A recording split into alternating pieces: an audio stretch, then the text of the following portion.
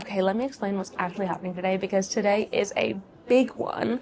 I am here at the RHS Chelsea Flower Show, actually sitting in one of the Houseplant studios right now, and I am here to explore, look at all the planty things, look for houseplants specifically. That is always my goal when it comes to Chelsea Flower Show, see what sort of houseplanty things they have going on, and take y'all along with, because why the frick not? But that's not all today has to offer. I'm also hosting a talk with Doc Block this evening, and I'm going to take y'all along with me for that as well. So it's going to be a fun one. Let's go have a fun planty day.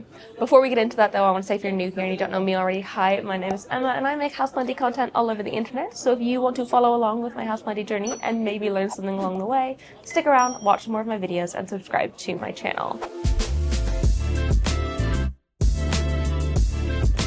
If you are not new here, welcome back. I really appreciate you returning. Now let's go look for some plants at Chelsea. Of course, let's start in the Houseplant studios because that's what I care about the most, and you probably do as well. And we can start in the one that I did my intro in. This one is by Hugo and Green and Ladybird Plant Care, where I get my predatory mites, and it is all about joy. Oh, I get it. It's a heliotropic carousel. Oh, that's why everything's spinning. Look at the leaf on that. It is absolutely huge and beautiful. And then inside here, there's an amazing, like the biggest spathiphyllum I think I've ever seen in my entire life. But all of the plants in here are on these lovely, like, rotating tables. Like, it's a carousel of plants and joy, which is so fun. But, like, just watch this one go round. They've also got a live artist painting in here throughout the day, which is very exciting. And of course I couldn't help myself and had to get on the carousel horse. Then we've got Aphrodite's Hot House, sponsored by none other than Love Honey. Yes, the adult toy store. Thank you. Divine entry. Quick note, unsurprisingly, this show garden does have some adult toys in it, so beware of young eyes watching. They are fairly hidden and discreet, surrounded by very beautiful plants, but they're obviously there, so just be aware of it. This garden was divided into 4 different color sections, the first one being pink, and then we had white and pearls. That one was filled with peace lilies and Spanish moss and things like that. A cute little selfie corner, of course. And then the red and green sections. I wish they had more things like the nepenthes here. I feel like they really should have lent into the sort of phallic and like seductive looking plants a little bit harder. I mean, given the plants they had in there were beautiful, but I feel like they could have leaned harder and not necessarily relied on the toys quite as much. I mean, of course it was beautiful and it was really planted out, so I really like that. But if we're going on theme, I'm sure there's some other, like, crazy, sexy plants that they could have included in this design to kind of push that narrative even further. They did have a drag queen performance though, so that kind of made up for it a little bit. Also, the outside of this one was filled to the brim with gorgeous houseplants, and I really enjoyed seeing all of those in the sort of like chaotic mess of the front of this garden. The craziest euphorbias here. Look at the size of that thing. They are massive. And so beautiful. The studio's by Conservatory Archives, a London plant shop who specialise in cacti and succulents and these sort of desert plants. And I used to shop from them when I was into my cacti and succulents. They have some really cool, weird stuff, but they've made a beautiful sort of like dry greenhouse full of these desert-loving plants. Look at this beautiful pink succulent. How sweet is that? So beautiful. And like some really big ones here. Some Senecio, a gigantic Ripsalis as well. Beautiful. This house has so many beautiful big plants out the front. Like, look at the size of this alocasia. It's absolutely massive. And some Pretty decently sized anthuriums as well. Those are really nice. There's a water feature. It's going all the way up and down. Like that. Beautiful variegated application as well. And oh my goodness, the luxuriance on this with that beautiful pink new leaf that matches the sort of terracotta color. It's kind of perfect in that spot. Oh, and a stingray! I love a stingray.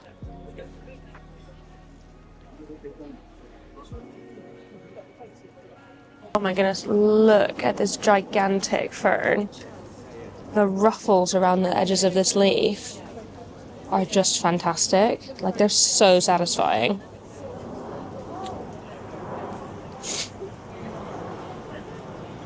Oh, giant regal shield as well.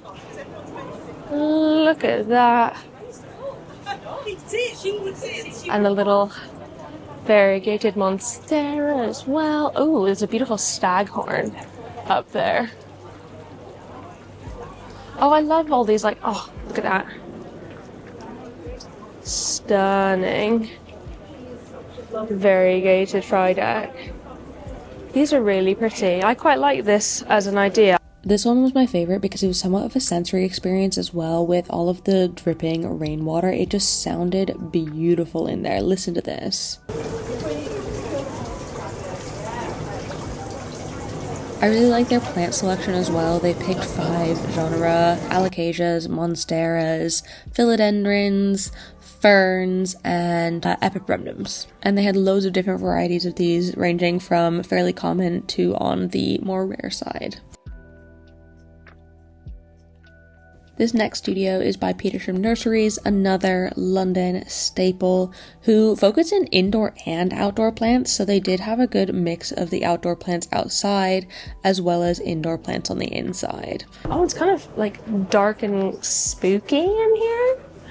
Like huge alocasia, Zabrina, and oh my god, this regal shield is so nice. I mean, obviously this is not the environment in which these plants will naturally thrive. It is very dark in here. The camera's compensating a little bit, but huge orbifolia as well. This is actually really beautiful. Like, I don't normally like the Arabescens variegated types, like the White Knight, White Wizard, whatever, but I'm kind of here for this tricolorness. I think it's really beautiful. Not all the leaves have it, but some of them do, and I really like that. It's probably one of the prettiest ones I've ever seen, TBH. This leaf is just kind of everything. Some black stem as well in there. Pretty. Lovely ferns. These ferns actually might be okay in this sort of environment. Haha, gotta love a giant monstera. Beautiful. Oh, and here's their design. I quite like that they've got that on here, because it's like a little design studio. And this is a pretty spectacular building here. It's definitely the most beautiful building itself. What's the composer's cabin? Definitely like got the most space, and like that huge outdoor swing as well. Beautiful. They even had a live pianist in this space, which really added to the atmosphere. Unfortunately though, it was not very heavily planted out. The plants they had were beautiful, but it was a little bit sparse in the plant department, if you ask me.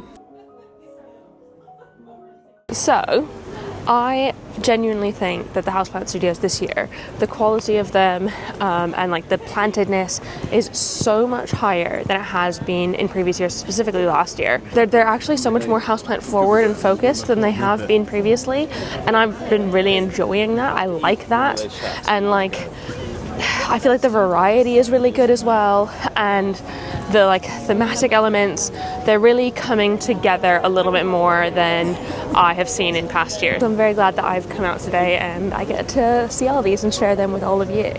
But that's just the houseplant pavilions. Shall we go look for more houseplants elsewhere? Because I know for a fact that Doc Block's up for Plant of the Year this year with his Anthurium Michelle.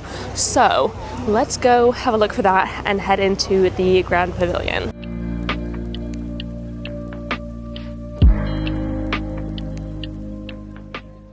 Made a quick detour to my friends at Potter who make the like classic origami plant pots, and it was actually perfect timing because it started chucking it down with rain and it was nice to be covered for a little bit. And we sat down for lunch. We had some lobster fries, which were delicious, and probably one of the best grilled cheeses ever. Look at that. It looks so good and it tasted great too. So we've just popped into the Great Pavilion and we're gonna have a look around, see if we can spot any houseplant things. I think Grove Tropicals has a stand here. We might also go try and have a look at the Doc Block Michelle Anthurium, just to like get some eyes on it. I need to find out whether or not he's won as well. I need to know that before tonight. So lots to do in here. Oh, look at those. The little fruits in there with the blueberries. Those are so cool. We've got the choices for Plant of the Year. As you can tell, I mean, obviously very unsurprisingly, these are mostly outdoor plants. This was the hosta, I think, that Michael Perry was talking about. Beautiful, like red and purple tones.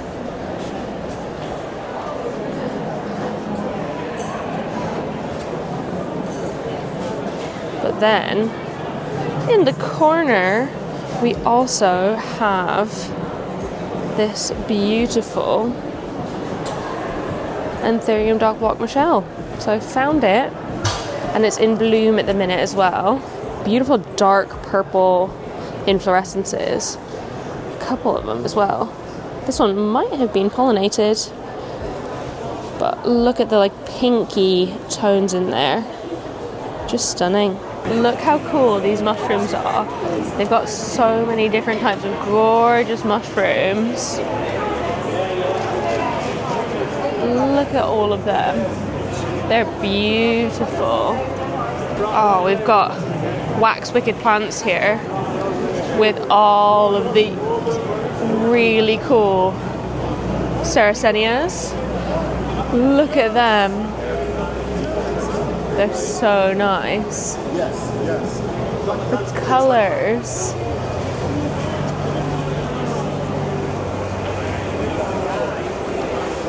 So beautiful. And they're also selling some. Look at these little guys. We're going to get into. Oh my gosh, they're so cute. Oh, and they've got some pings as well. Sorted our collection. Yes. And we're Gorgeous mounted pings. Look how diddy they are. So we found a supplier who's got a laboratory so we can produce the rare stuff as well. Claire was just saying it's kind of crazy that this is also euphorbia. Like what the heck? It looks so incredibly different than like what we would know in, at least in the houseplant world, as like a classic euphorbia. It's crazy. Grow Tropicals have worked with the Orchid Society to do this really lovely orchid display. Hello. Good, how are you? Good. How are you? Look at those. They're so pretty. But they've like built up some fake trees out of branches and stuff. It's so cool. Look at those beautiful flowers as well. And there's some begonias in the back up there. So nice. And a friend of mine had a feature garden all about why we need more garden education in schools, because learning through gardening provides so many beneficial things for kids.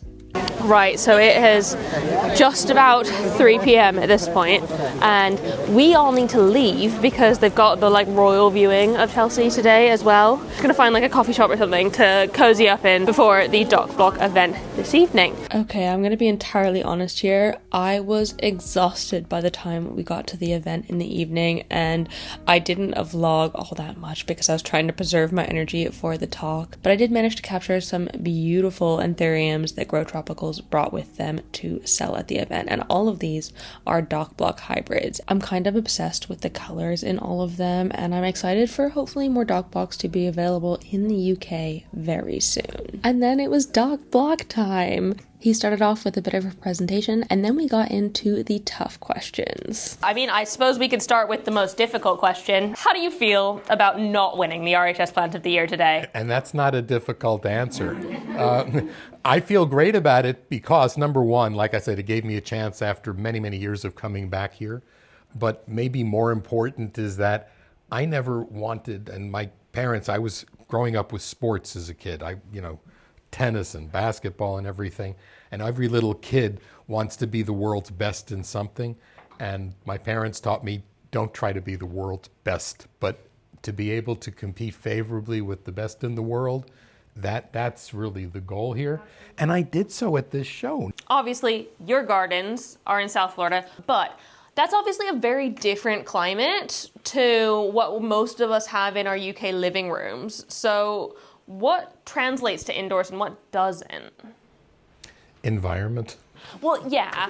No, I don't mean to be smug with that answer, but environment. Remember I said before that if you want to try to grow a plant, try to research where it comes from in the world and what the conditions are there. Does it get a minimum temperature that causes it to flower that's a trigger in many orchids?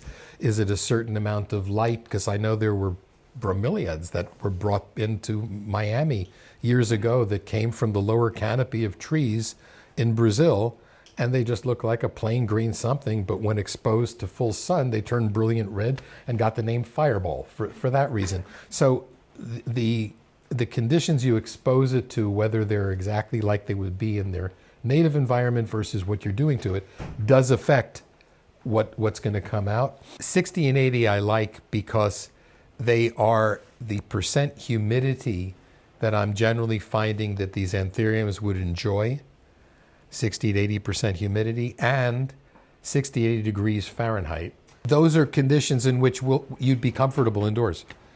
And these are plants which could be comfortable under the same kinds of conditions. To me, that's what makes the ideal houseplant, right? Not to where you have to worry about something fancy, and if you turn the heat off and your basement gets down to how many of us freezing. have humidifiers here? Yes, some of us? Yeah, a chunk. Well, that's not you don't so have bad. to. Well, you do and you don't, because the humidity, the reason I wanted to give you that 60 to 80% humidity range is because that's general living conditions. But when the temperature gets either extreme for too cold, which is going to be 50 or less, or too hot, which is generally 90 or more. Again, these are Fahrenheit. We worry about the cold side, so 50 is 10. Okay? If at that point you don't have adequate hydration, the plant does poorly.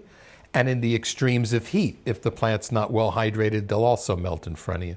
So the idea is the extra humidity is not likely to hurt. Mm-hmm. It may make your walls a little damp. It may make mosses grow. But generally, a little extra humidity helps. The same way you would give your little child, if they got a little raspy thing, a vaporizer. What do you think that's doing? Same kind of thing in the room. Remember, that used to be, they still do that? I don't know. I don't have kids. Okay. Isn't that still done, especially in colder environments? Are we going to be seeing more dock block anthuriums in the UK soon? Are we? No, this is actually an important point. I told you I came here first to London in 1978. I had a webmaster for several years, was from Sheffield. So it's not like I don't want to be here. I do follow some social media myself. So I've just met Emma, but you have other celebrities and people might be right here today who are a part of this.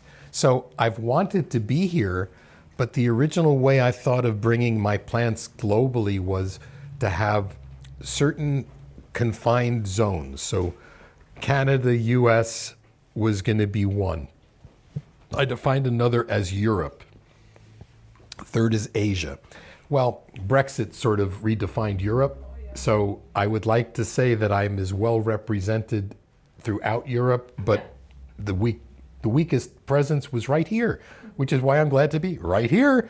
And thanks to Jacob, it looks like there will be more things, as he will tell you if you want to add something to this. You're our host.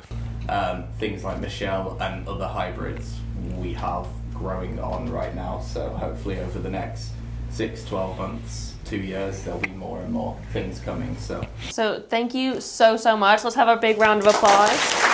Thank you. Even more transparency, it is actually the following evening. I have been pooped all day today. Yesterday was so much exploring, socializing, doing crazy, cool, fun things. I really want to say that I am so incredibly grateful and lucky that this is my life. And I'm astounded. I am genuinely I cannot believe that this is where I am in life at the moment, that I have the opportunities to go to Chelsea Press Day. Freaking great. That I get to go to Chelsea at all for free is just mind-boggling to me. And that I also got to host a talk with one of the most renowned Anthurium breeders of today. Again, mind blown. I just I don't understand how I got here, and I'm just very proud of myself, and I feel so freaking lucky that I am. So I didn't buy any plants or pots or anything at Chelsea. I didn't even get an Anthurium at the Dock Block event. There might be a Michelle on its way to me at some point, courtesy of Grow Tropicals. Very excited about that. But I did get a couple of things, one of which is a Dock Block calendar that he brought for me from Miami, and he's signed. How stinking cute is that? I just feel so lucky that I got to meet such a lovely guy and speak to him and share these crazy conversations with all of you. I just put a couple snippets in earlier, but I've got the full talk YouTube video somewhere. I'll link it down below in the description if you want to go watch the full thing if you weren't able to make it. I really recommend it. There's a lot of really crazy insight in there, not just with anthuriums, but plants in general. So that was really, really cool. And then also the person who makes the Aeroid Tower cover pots here in the UK, she was also at the Dock Block event, and a while ago I asked her to make plant pots for the tall anti-spiral root pots that you can get from, I don't know, you can get them from everywhere these days. But she brought me samples to give a go to. Look how stinking cute these are. So she 3D prints them. And I love the sort of scallop detail that she put in. Let me see. Do I have one close by? I guess this is my closest one. Excuse the mess. These pots. That are all the rage lately. Oh my god, that fits perfectly. Look at that. This is so exciting. I love that. Oh my gosh, okay. So pleased with that. I need to message her and tell her that they're fantastic.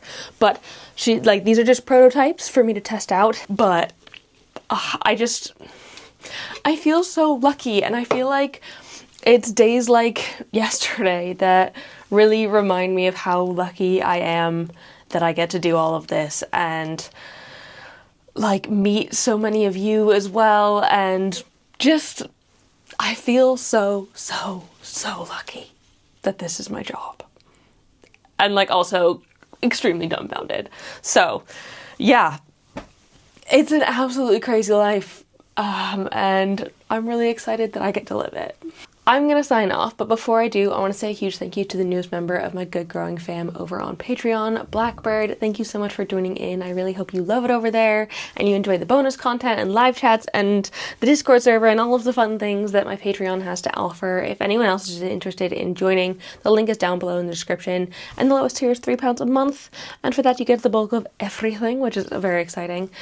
Like I said, links down there if you want it. Totally no pressure if that is not your jam. Otherwise, I want to thank you so much for watching this video, supporting me in any possible way. I really freaking appreciate it. If you did enjoy this video, please give it a thumbs up down below and leave a comment on other houseplanty things you'd like me to talk about in the future. If you want me to go to more shows and stuff, let me know and I can try and do that. And subscribe for more. I hope you're having a fantastic day and I will see you in the next one. Don't forget to keep growing. Bye!